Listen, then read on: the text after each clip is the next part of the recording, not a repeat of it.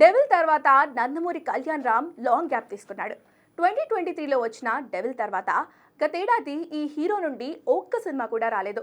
ప్రస్తుతం ప్రదీప్ చిలుకూరి అనే యంగ్ డైరెక్టర్తో ఓ సినిమా చేస్తున్నాడు.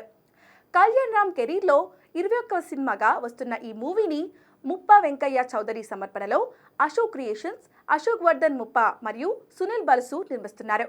ఈ సినిమాలో మునుపెన్నడూ చూడని యాక్షన్ అవతార్లో కళ్యాణ్ రామ్ కనిపించబోతున్నారట.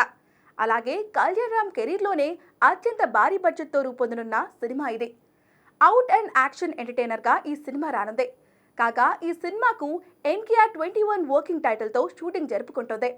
గత కొన్నాళ్లుగా మెరుపు అనే టైటిల్ వినిపించింది. యాక్షన్ సినిమా కావడంతో ఈ టైటిల్ సెట్ అవుతుందని భావించారు.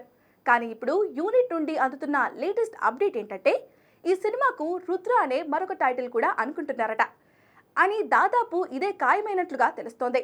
ఇక చిత్రంలో సీనియర్ నటి విజయశాంతి మరోసారి పవర్ఫుల్ లేడీ పోలీస్ ఆఫీసర్ పాత్రలో కనిపించబోతుంది.